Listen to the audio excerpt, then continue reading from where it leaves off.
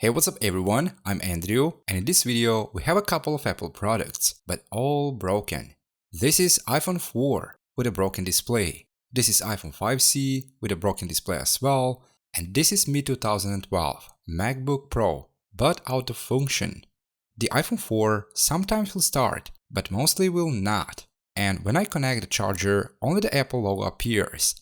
The iPhone 5C case is a little bit damaged. The screen is almost totally broken, but the phone is still working. I charged the phone and the phone started, but I cannot see most of the screen. And the MacBook is a total mess. The case is full of scratches. There is a lot of dents around, many screws are missing, and the logic board is acting like that. This laptop sometimes is going to start with a beep sounds, but sometimes nothing happens, complete silence. The logic board is heavily repaired and I can still smell that. The beep sounds are the only thing that gives me some hope that I can make something with this laptop. So I checked the RAM first, and here I found that the bottom RAM slot is dead. And later, when we checked the logic board in detail, we found that this unfortunately cannot be repaired due to other heavy damages. But anyway, one of the RAM slots is still working. To test this laptop, I put a single 8GB of RAM. And I used a 240GB SSD. And here also I maxed out the operating system. I go with a macOS Ventura.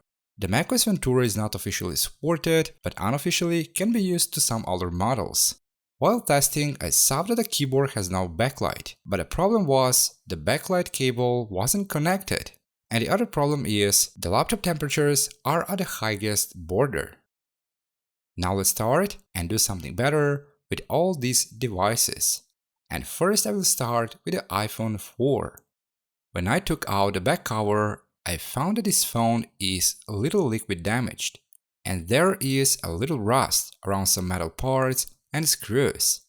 The battery connector is rusted to one side, but fortunately the rust didn't cause some bigger damage to the logic board. Carefully, I continue with removing and checking all the parts from the inside. I found a minor rust from the inside as well, mostly to some metal parts and some screws, but the camera, the logic board, the charging port, and the other crucial components are still good. I mean very little or no affected. The side screws that are holding the display are the most rusted parts. Even one of the screws cannot be removed, but carefully I turn the screw a little bit, just enough to release the display. The display is falling apart, but is still functional.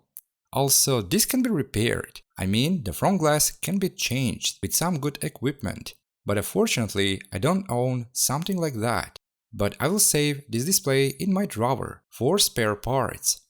The logic board is looking good, but anyway, cleaning is necessary. Carefully, using 96% isopropyl alcohol and brushes, I wash the whole logic board and I clean all the rust, dust and dirt. The rust is around the battery connector only, and the rest of the board is perfectly fine, which is great. I clean and check the battery as well, but the battery is at the end of life and almost dead. After I check the battery, I move to clean the other parts and components. Also while cleaning, I always check the parts, in case I need to repair something or replace something. But in this case, everything is in a good condition.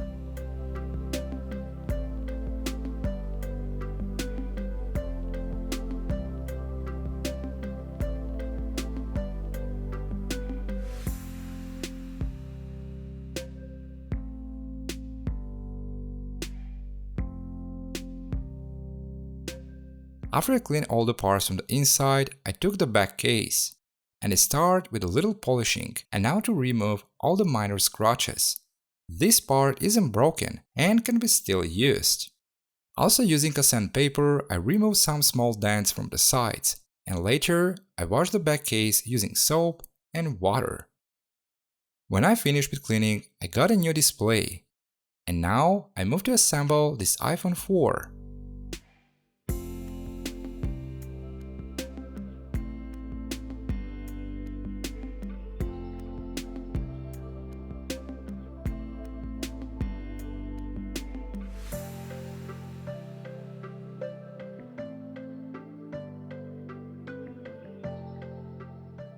before I place the back cover, I place a new battery. I didn't stick the battery at first because to test this phone, but later I used a two-sided tape to fix the battery in place.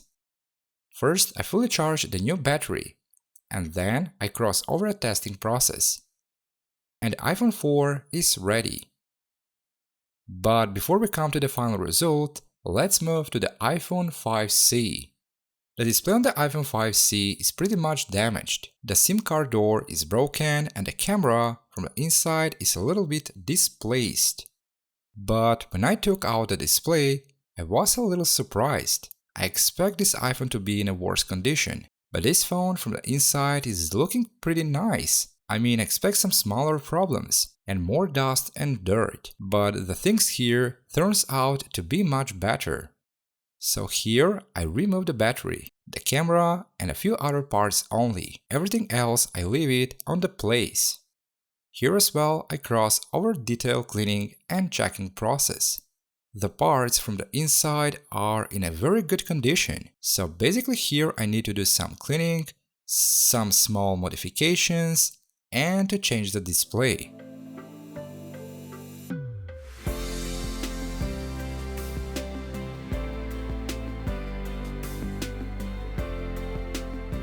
After I finished with cleaning, I moved to the case. Here I took a very fine 1500s grit sandpaper and I started with sanding or polishing the case. This process took far longer than expected, but in the end I got a more matte finish to the case and almost all the scratches are gone. Also I kept the letters on the bottom side and the Apple logo, so everything is as before. And I didn't expect that the matte finish will feel and look so good on this phone. I'm not sure about the other colors, but with a white case, this turns to be good and it looks and feels neat. The SIM card door is cracked to one side only, so here I used the super glue. The door is made out of plastic, so the repair wasn't a problem. For this phone, I got a used display. I got with a used display because I found an original display in a good condition, and as well I got it for a very cheap.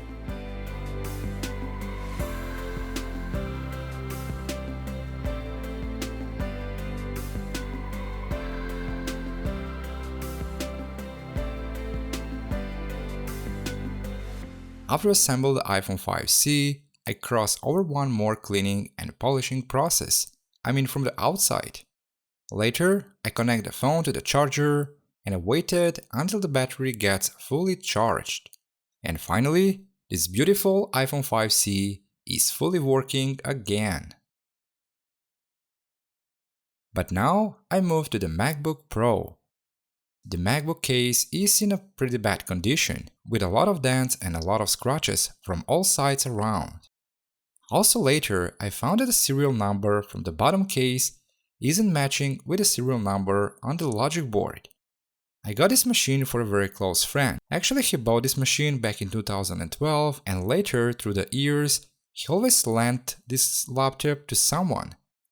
But the last time, he got his laptop in a very bad shape and it just gave it to me. To try to do something with it. Also, a couple of years ago, I have the same model and it was one of my favorites. So I'm very glad to have something like that again. While disassembling, I had to be very careful. I found that a lot of screws are not belong there. And on top of that, I found that some of the screws were sticked using some glue, which is totally unusual. And I found rust in some components. But somehow I was able to remove all the parts from the case. The case turns out to be much worse than it's looking. The bottom panel to some points isn't lining up with the middle case. So first, using pliers, I've tried to back some parts in a normal position again. But because this is a very strong aluminum alloy, I can't do much. So here, I need to go with a dermal and sanding. And this turned out to be a very slow and long process. And I have to work very carefully and precisely. Also later, anyway, I have to remove the keyboard because to protect it. and I have to fix the case to a few other places as well, so it's better to not risk the keyboard. Removing the keyboard is going pretty slow because there is a lot of screws here. I never count the exact number, but there is a pretty much screws.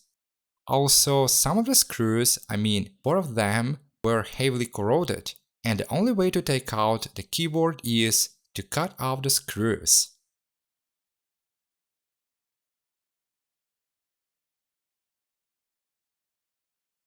To fix the dents to the lid is the hardest and the most risky thing. Here I used normal pliers, long nose pliers, and a soft cloth. The cloth is to protect the case from additional scratches. This is risky because if I do something wrong, I will break the front glass. So I need to be very precise and careful. Also, this is a very slow process. No rushing here, but the end result is much better than before. Now the case isn't perfect yet, but the dents are far away smaller, much less noticeable, and the case is not curved as it was before. After I finished fixing the larger dents and scratches, I took 600 grit sandpaper and started with removing the other smaller dents and making the case surface a little bit smoother. Also, with a 600 grit sandpaper, I create, let's say, scratches, because later I'm going to paint the case. And I made these scratches because this is a very smooth aluminum and the paint won't stick well to a smooth surface. Before I move to painting, I wash some parts of the case using warm water and dish soap. And later, I re-clean all the parts using a 96% isopropyl alcohol. Actually, I re-clean the case a couple of times before painting, because the surface must be very clean before it gets painted. And as well, using paper tape, I have to protect some parts from the laptop.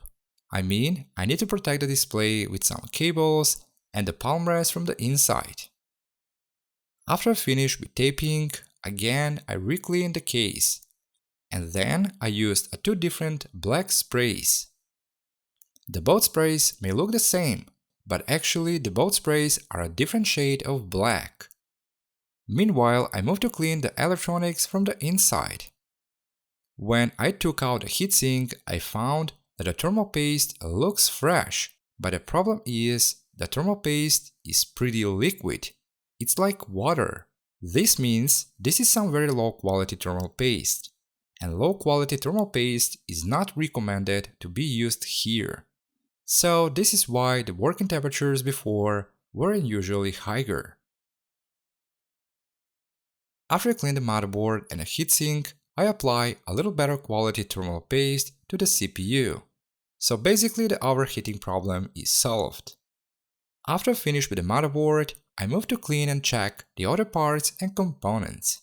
The other parts are fine as well. Some cables are a little bit damaged, but nothing seriously, and everything is still functional, with no problems at all.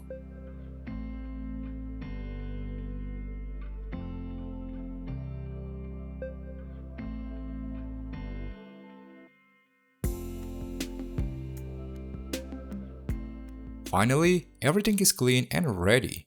By the way, this is how the painted case is looking. The scratches are gone and the case is looking very fresh. But now, some parts like the trackpad are not fitting into the story. And here I used a very interesting vinyl. This is midnight purple vinyl, but it depends on the light. This vinyl is changing colors. It's changing to brighter or darker shades. Usually this vinyl is used to warp sports cars, but it's good for some laptops as well. Also, I use the same vinyl to the bottom side of the lid and the power button, just to make some nice details. And after all, I move to assembling the MacBook. So again, the usual process. A lot of screws on the keyboard. 4 screws are missing now, but this will not make any problems.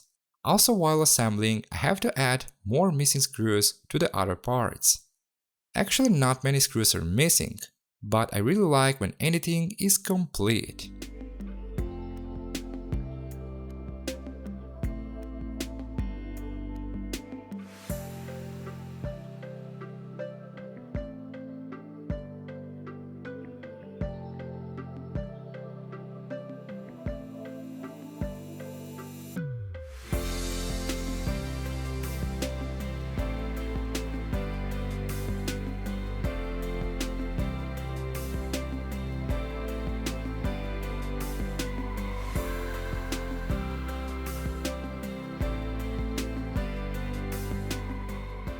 And I'm almost done. Also for the bottom side I found some screws that originally are for MacBook, but the other screws are not. Also I took a black acrylic marker and I paint the screws in black, because the shiny screws will not really fit here. Again, I cross over one more testing. I test all the things, and one more shining up.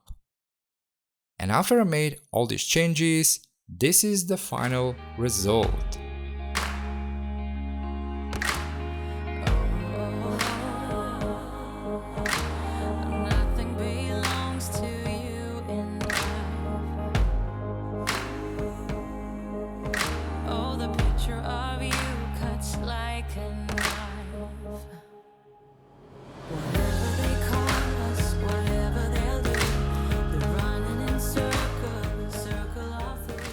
And a few words about all these things. The iPhone 4 is looking great, the phone is still usable and fully functional. The iOS 7 is a little bit slow, and I think it would be much better if I downgrade this phone to the iOS 6. Just because to play around. The iPhone 5C is working pretty smoothly, and it's running the iOS 10, which is the maximum supported. The 5C is fully functional as well, and the mate case turns out to be pretty good, and it looks pretty good as well. And also, the both phones are pretty old nowadays. The iPhone 4 is released back in 2010, and the iPhone 5C is released back in 2013. But anyway, I'm very glad because I made it both functional again. The MacBook Pro is fully functional as well. The paint turns out to be very solid, and it's looking very unusual. Because I used the two different sprays, now the black color, it looks like it has some small glitters, just it depends of the angle and light. The macOS Ventura is running pretty smooth, but isn't that smooth as the normally officially supported operating systems.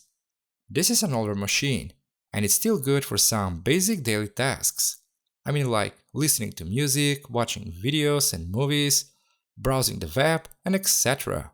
Definitely I cannot expect to edit videos or do some heavy job on this laptop.